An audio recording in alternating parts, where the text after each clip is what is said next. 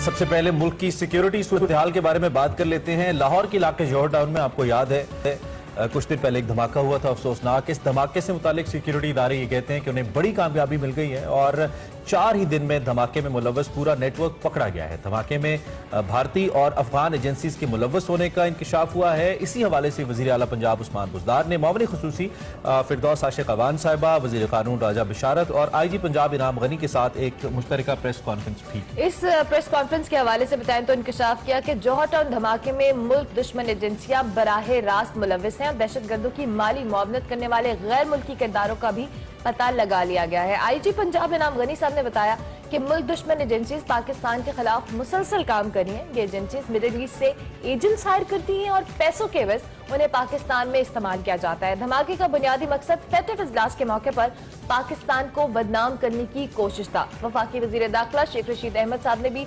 इंकशाफ किया कि कराची से भारतीय खुफिया एजेंसी रॉ के एक बहुत बड़ा और खतरनाक नेटवर्क पकड़ा है जो मुल्क को गैर मुस्तहकम और बड़े शहरों में दहशतगर्दी करना चाहता है। बिल्कुल, और इसके साथ साथ हम अफगानिस्तान की बात भी करना जरूरी समझते हैं। कल भी हमने इस पे वजीर खारजा का मौक़िफ़ लिया था।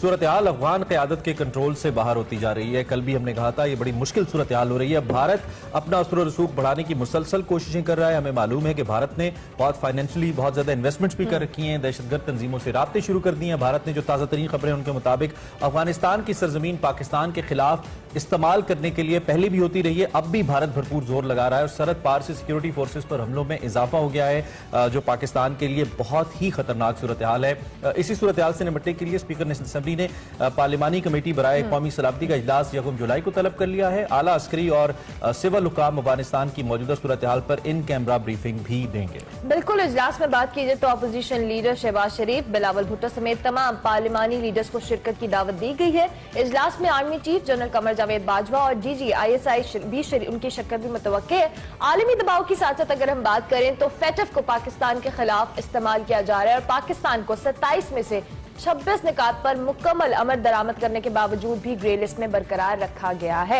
इसी सूरत हाल पर हम बात करेंगे। हमारे साथ मौजूद हैं lieutenant general retired Khalid Lodhi साहब। बहुत शुक्रिया सर कि आपने हमें early in the morning join किया। इस वक्त सबसे पहले जो हमने अपने इंट्रो में बात की वो हमने जौहर टाउन धमाके के हवाले से बात की। कल बड़ी प्रेस कॉन्फ्रेंस हुई और उसमें कहा गया कि इसमें जो मुख्तलिफ गैर मुल्की जो तंजीमें हैं वो इसमें इनका इन्फ्लुएंस है और वो इसमें शरीक है और बराह रास्त उनका ताल्लुक बताया गया है। अब क्या कहेंगे इस हवाले से आप? जी, आपने चूंकि काफी कवर कर लिया है तो लिहाजा इसको तो मैं दोहराऊंगा नहीं, लेकिन एक दो बातें मैं ऐसी कहना चाहूंगा जो कि जिस पे गौर करना चाहिए नाज़रीन को, हम सबको। देखिए, पाकिस्तान की इंटेलिजेंस एजेंसीज और जिसमें सबसे आगे के साथ ISI है, इनका मुकाबला किन इंटेलिजेंस एजेंसी से है जो दुनिया की टॉप की एजेंसीज हैं? CIA, मोसाद, रॉ, NDS जो अफगानिस्तान की है, ये चारों मिलकर हमलावर हैं अगर देखा जाए तो। और उस पर तुरंत इम्तियाज ये कि हमारे अपने बहन भाई कुछ हमलावर है ISI के ऊपर। किसी को पत्थर लग जाए तो उन्होंने मारा, कोई काली शीशों वाली गाड़ी आ गई तो ISI आ गई, किसी के लड़की के भाइयों ने मारा तो ISI ने मारा। तो ये हमें जरा ध्यान रखना चाहिए कि दुश्मन तो ये कोशिश कर ही रहा है कि किसी तरीके से हमें नीचा दिखाए, और लेकिन किस पाबंदी से जो हम मुकाबला कर रहे हैं उसको हमें एक तो उसकी तारीफ करनी चाहिए, दूसरा हमें अपने आप को मजबूत अंदरूनी तौर पे मजबूत करने की पूरी कोशिश करनी चाहिए। अल्लाह का बहुत शुक्र है, इसमें तो कोई शक नहीं कि वो धमाका हुआ और वो अफसोसनाक था, उसमें नुकसान भी हुआ, लेकिन इतनी बड़ी कार्रवाई को इतनी जल्दी पकड़ लेना मेरा ख्याल है कि ये बहुत एक हुनरमंदी की बात है और हमें अपने जिन लोगों ने इसमें हिस्सा लिया उनको शाबाश देनी चाहिए और आइंदा दुआ करनी चाहिए कि हम ऐसे हमलों से बचे भी रहें और मुंह की खानी पड़े दुश्मन को। तो ये जरा मेरा ख्याल था कि ये पॉइंट मैं ये एंगल जरूर सामने लेकर आऊं कि कम से कम जो हमारे अपने लोग हैं वो तो माफ कर दें ताकि ये लोग अच्छे तरीके से अपना काम कर पाए। अच्छा, एक तो ये कि हमें मालूम है काफी हद तक, अल्लाह ना करे लेकिन ऐसी सूरत हाल बन सकती है। आपने भी हमारे तकरीबन पिछले हफ्ते के एक प्रोग्राम में अपना तजिया दिया था कि इस किस्म की सूरत हाल हो सकती है लेकिन उतनी खतरनाक नहीं होगी। लेकिन इसको एक ट्रेलर कहा जा सकता है पाकिस्तान के अंदर जो आने वाला वक्त है, और खुदा न खास्ता लोग डरना शुरू हो गए हैं जनरल साहब कि कहीं हम पुरानी सिचुएशन में ना चले जाएं, लेट 20s वाली में। बहुत मतलब मुश्किल हमें लग रहा है इसको देखना। तो आपको नहीं लगता कि हमें इनिशियली कुछ ऐसे स्टेप्स अब ले लेने चाहिए या लेने होंगे और तो कुछ तफवीज कर पाए तो भी बेहतर है, जिससे हम कम से कम थोड़ा प्रीएम्प्ट कर सकें ऐसे वाकयात? जी, मेरा ख्याल है वो कर भी रहे होंगे और ये जरूरी भी है, लेकिन जैसे पिछले प्रोग्राम में भी मैंने कहा था कि इंशाल्लाह ये एक बहुत छोटा सा पीरियड है, क्योंकि जब कोई ऐसी वहां पर सेटअप आ जाएगा अफगानिस्तान में जिसकी एक रिट होगी अपने पूरे इलाके के ऊपर, तब ये वाकयात नहीं हो पाएंगे।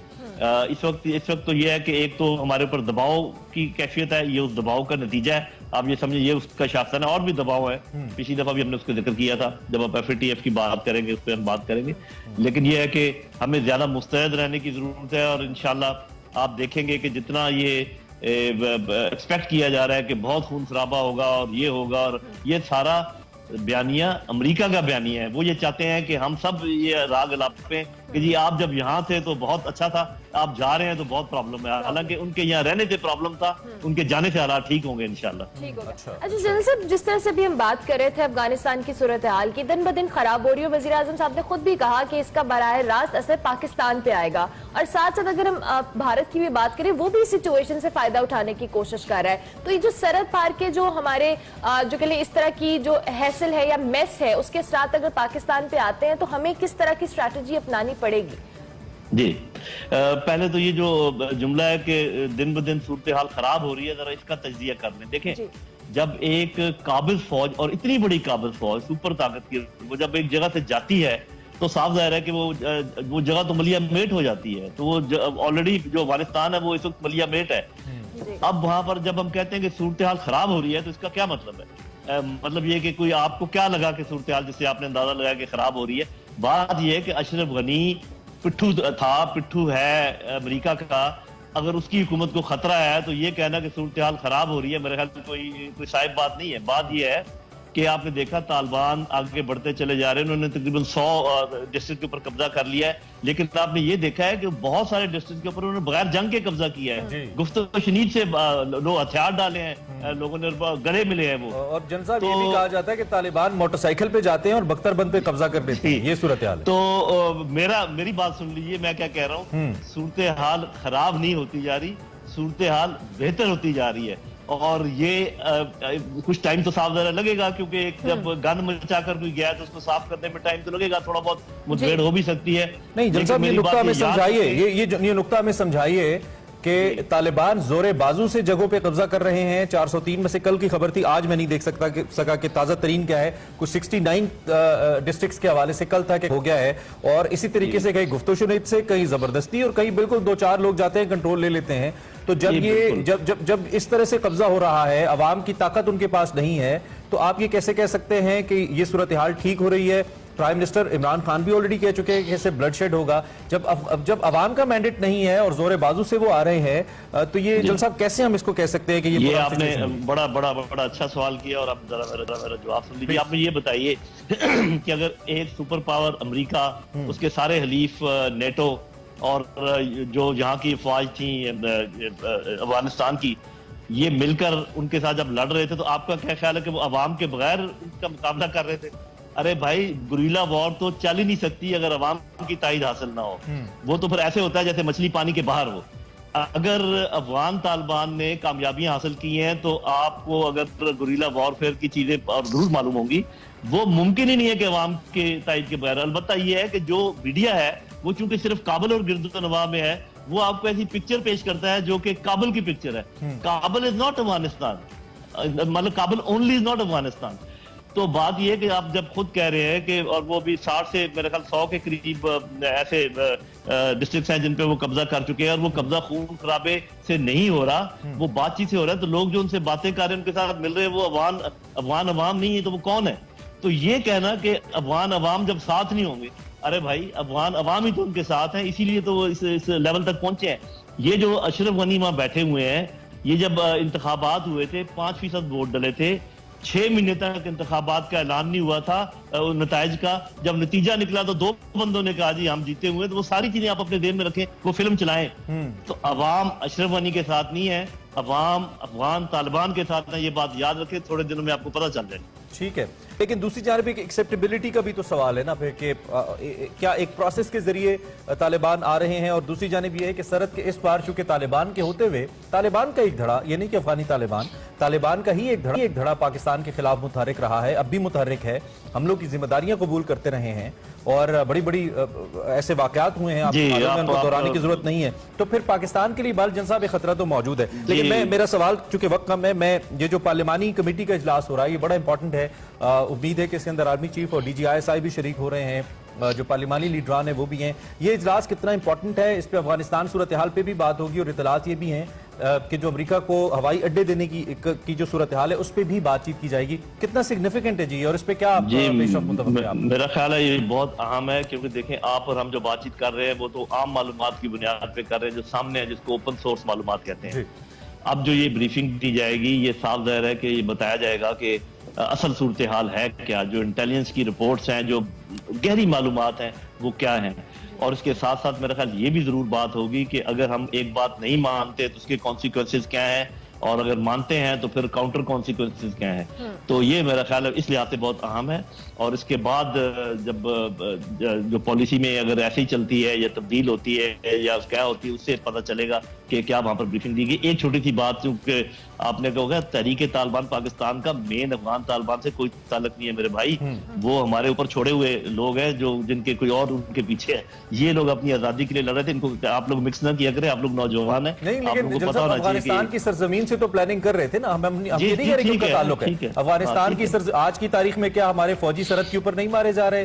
क्या वहां से APS जैसे अटैक प्लान नहीं हुए हैं ना सर? तो इसलिए हम ये बात कर रहे हैं कि अफगानिस्तान की सरजमीन हमारे लिए फिर एक सेफ लैंड के तौर पे हम उसको कंसीडर नहीं करते। जितने हमले पाकिस्तान पर हो रहे हैं उनका अफगान तालिबान से कोई ताल्लुक नहीं है। वो तालिबान तहरीक तालिबान पाकिस्तान है, वो भारत के बैठाए हुए लोग हैं, वो CIA के लोग हैं, वो बिल्कुल मुख्तलिफ है। इनको आप हमेशा ध्यान में ये बात और आपको पता है कि हम भी इस नैरेटिव को एक अरसे तक फिर लड़ते रहे कि गुड तालिबान कौन से हैं, बैड तालिबान कौन से हैं, वो तो फिर बात दूर तक चली जाएगी आगे। हाँ वही ना, आगे हम बढ़ते हुए इस सूरत हाल पे अगर बात करें तो इस वक्त आपके ख्याल में पाकिस्तान ने जिस तरीके से अफगानिस्तान की सूरत हाल के ऊपर जो मौक़िफ़ रखा है, वो मौक़िफ़ आपके ख्याल में ठीक रहा है? क्या उसके नताइज हमें मिले हैं? क्योंकि सियासी तौर पे अब इसका हल होता नजर आता नहीं है। अशरफ गनी साहब एक स्टबर्नेस का मुजाहिरा कर रहे हैं, दूसरी जानिब गैर मुअस्सर भी हैं, और तीसरी जानिब हम अगर बात करें इस वक्त तालिबान की तो वो अपनी पेशकदमी जारी रखे हुए हैं, वो किसी मुआहदे वगैरह को खातिर में नहीं ला रहे हैं, और जब वो ताकत में है, जब वो कब्जा कर सकते हैं तो वो बातचीत पे आएंगे भी क्यों? ये भी तो एक लॉजिक मौजूद है इसमें। जी, पहली बात तो ये कि उनका कोई मुआहदा नहीं है अफगान हुकूमत के साथ, इसलिए ये नहीं कह सकते कि किसी मुआहदे को वो खातर में नहीं ला रहे। लेकिन ये अमेरिका के साथ जो मुआहदा है वो उस पर वो कायम है, उन्होंने आज तक किसी अमरीकी को उसके बाद कुछ कहा नहीं है। लेकिन मेरा ख्याल है पाकिस्तान की पॉलिसी बिल्कुल ठीक रही है। पाकिस्तान की पॉलिसी के जो दो पिलर्स हैं, एक तो ये कि वी हैव नो फेवरेट्स, बिल्कुल दुरुस्त है। दूसरा ये कि Afghan led Afghan own solution, कि वो खुद अपना फैसला करें, ये बिल्कुल दुरुस्त है। लेकिन फिर इसके साथ साथ हमें कोई कंडीशन नहीं लगानी चाहिए। जब हम कह रहे हैं कि अफगानिस्तान अपना काम खुद संभाले और अपना काम खुद करे, फिर ये कहने की जरूरत नहीं है कि अगर ऐसा हुआ तो हम नहीं मानेंगे, अगर ये हुआ तो हम नहीं मानेंगे, फिर तो आप इंटरफेयर कर रहे हैं ना। जब आप कह रहे हैं कि वी हैव नो फेवरेट्स, तो वो इसका मतलब ये कि चाहे वो उनको मारे चाहे वो उनको मारे। तो जलसा मुख्तसर ये कि अब वहां पे तालिबान आते हैं या अशरफ गनी रहते हैं, पाकिस्तान को इससे कोई फर्क नहीं पड़ेगा, आप ये कह रहे हैं? बिल्कुल नहीं पड़ना चाहिए, नहीं पड़ना चाहिए जब तक कि वो अपना कोई ऐसा हिसाब किताब कर लें जिसको सारी दुनिया माने। अफगान तालिबान इतने बेवकूफ नहीं रहे जैसे कि 20 साल पहले थे हमारे ख्याल में।